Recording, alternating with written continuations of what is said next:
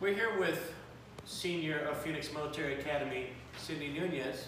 She's a senior in my world literature class. And Cindy, what is your college ambitions? My college ambitions are future plans for college. Yeah.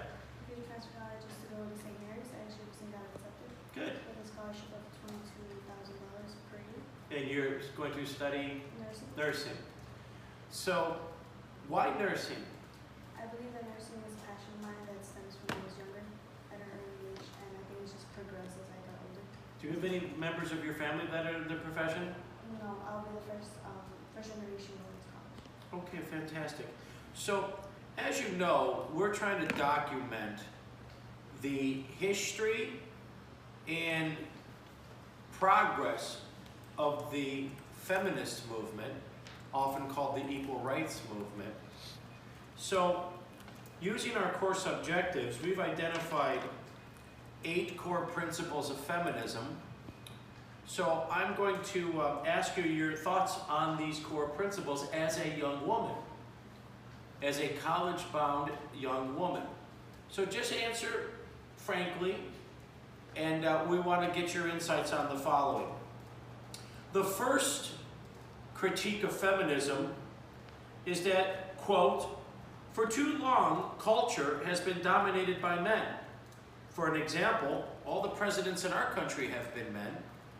Do you feel, whether it's in school, the home, the community, or the country at large, that our culture, our American way of life, is in fact dominated by a male point of view? I believe it is, but I also believe that times are changing and women are becoming more into power. As you can see during the recent presidency election, it was between Donald Trump and Hillary, making her a really large representative for the president. Now, were you eligible to vote for that? No, I was not. Who would you have voted for? I believe I would have voted for Hillary Clinton. Now, do you think part of your reason for voting would have been because she's a woman, or strictly her political Her beliefs? political views were in the right, but I also believe that we've had so many presidents up to now being men that it would have been nice to see a change in having women. So as you know, President Barack Obama broke the race barrier in 2008 by being the first African American. Do you envision and when a first women president? Like when? Yeah, do you think it will happen in your lifetime, in the next I decade? believe it is. I believe it will. I do believe there is a woman. I think Elizabeth Warren. She's a U.S. senator from Massachusetts. If I know my politics, I do believe there's at least one female candidate right now running for president. How important is it to you that woman represents government? I believe it's very important as, how do I explain it? Like, it's been very, men have been overpowering, in economics for the longest time. Their salary, if you compare a woman to men, they're from the same job, same profession, same master's education, the man will still get paid more than the woman. And I feel like as a woman being in power in the government, it would make a huge barrier change. And that's something we had discussed in our class discussions on this, is the economic inequality of pay. Also, as a side note, as we're in Chicago, there's a pending mayoral debate, and Toni Preckwinkle is a female candidate for mayor. So there is quite a few women running for office right now. So the second core principle of the feminist doctrine is that a male-dominated society is called a patriarchy. How does that word make you feel? I'm not really sure how it makes you feel, but I'm not really into depth with all that. How does the word, define the word? Yeah. If you've heard it. Not really, not much. I've heard of it, I don't really go into it as much. Okay, let me go back.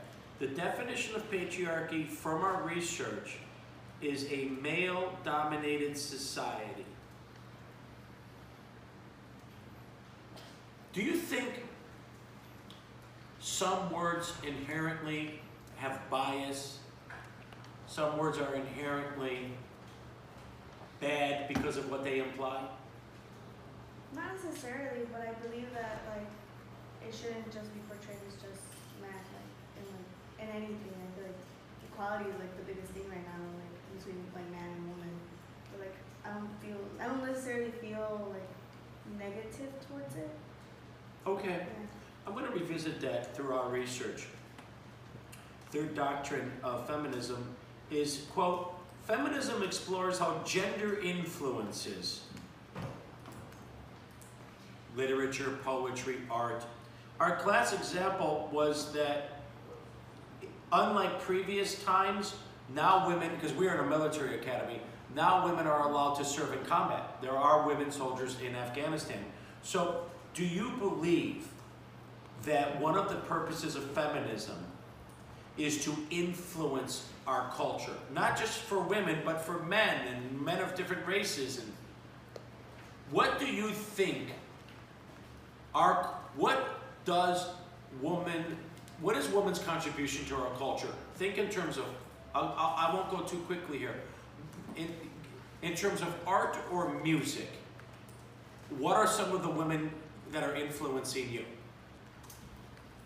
I.e. your favorite artist that's a woman, your favorite singer that's a woman musician. Who are the women influences in your life in popular culture? Music, art, film. I guess Rihanna's been breaking like social barriers with like, the beauty makeup community. Okay. Like different types of shades for like all women, so it's like gender equality. But like for a woman of like of color. Do you actively listen to her music? Not so much, but like I am aware that she's like a very like promoting so much emphasis on woman empowerment, and like the movement that she's like going. I did not know that. I know who Rihanna is, but I didn't know about the cosmetics. What's your favorite song? And is it written by a woman? No, it's So what's your favorite song? is there by a group like I don't know, is it by the Red Hot Chili Peppers? The Red Hot Chili Peppers? Yeah. I saw the Red Hot Chili Peppers on campus, University of Redlands, 1989. Yes, I do know who the Red Hot Chili Peppers are. That's so full. What? Yeah. You didn't think I knew who the Red Hot Chili Yeah, Peppers no. were?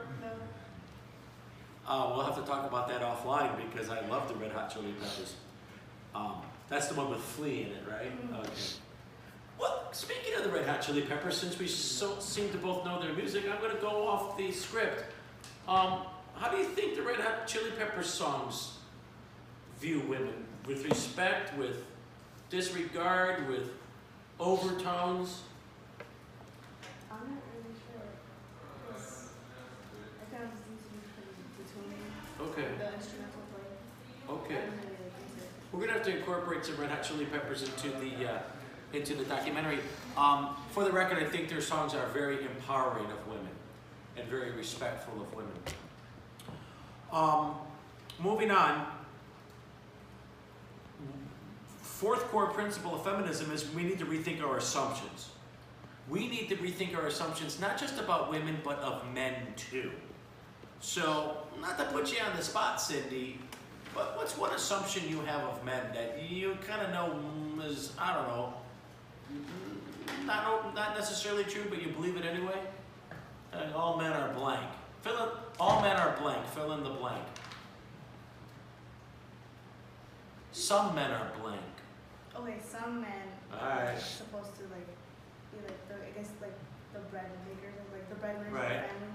So I believe in that. Like I don't believe that it's just like the woman should like be doing all the work and like Spoken like a true career woman. Because you're gonna, nursing is gonna be a great career, so you will be a breadwinner yes. on your own. That being said, what assumptions do you think men, think about the boys in this school. What assumptions again, I know you want some men, because some guys are perfect gentlemen, some guys are, I don't know, rebellious. What's one assumption that you've experienced in this school that has upset you in some way or bothered you? Some men don't show emotion or they don't cry. Too tough? Yeah, too tough. Like, Macho? yeah. So. I'm gonna throw you a curveball. I'm from a different generation from you. You want a man to open up a car door for you, yes or no? Yeah. When you want, so you like those common courtesies. All right, because I'm from that generation. I'm from a generation that I was taught to always open up a door for a woman. So that's still in play. That doesn't bother you. You don't think that's me being dominating, No. or me treating you like, I don't know, you need my help. You just think that's appropriate still in your culture. Yeah. I'm gonna explore that. I bet somebody might, I'm wondering if somebody would disagree with that later on film. All right, so we're down to our fifth. Part of the feminist movement respects, empowers, promotes, and supports the LGBTQ community. What do you know about the LGBT community in this school?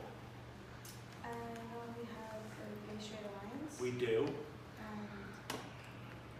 I'm not sure what they work in, but Okay. I always wanted to join, but I just never had the time, so I'm not really that well informed. Okay, and that's run by Ms. B, I believe. Yeah. Okay, so we don't have enough information on that at this time, but we'll get back to that in a future interview.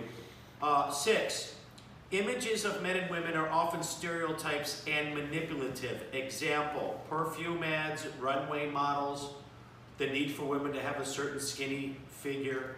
How does that make you feel?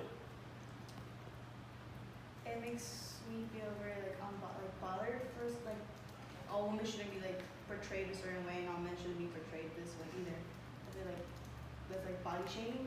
Okay. So I'm like really against all that. I'm not familiar with the term body shaming. Is that a term used? Yeah, recently it's been like a huge movement like for like I don't know if you ever been familiar with like Abercrombie and Finch. I know it's a store. It's a store. It got a lot of hate because like their model was super skinny. Right. And the owner, like until he like retired and gave it to somebody else, he was very opposed of like fat people going to the store and buying their clothes. Yeah. Having never purchased anything there, I never will again. I won't begin. I didn't know. Okay, very enlightening there. 7, women are still exploited. The original movement goes back to the 1970s. We put it somewhere between 1975 to 1979, the Equal Rights Movement. Our classic example for women are still exploited is all too high cases of domestic abuse in the home, etc., in the school, in the home, in the community. How do you think women your age are, how do you think women your age are exploited? Made to feel inferior, violated, physically, emotionally, and psychologically. I feel like it happened a lot in the classroom, like when say someone's trying to like get their voice out there, like a woman especially, trying to like participate in class, and they'll get cut off by a guy. And like that's like seen a lot. So I'll try not to cut you off. I'll be more aware of that. yeah. Interesting answer, the one that I'm gonna have to ponder. And last, our 8th definition of feminism is that feminism is also a political movement, such as the new Me Too generation and the women's marches that we know are happening all around the country. Do you see feminist as political?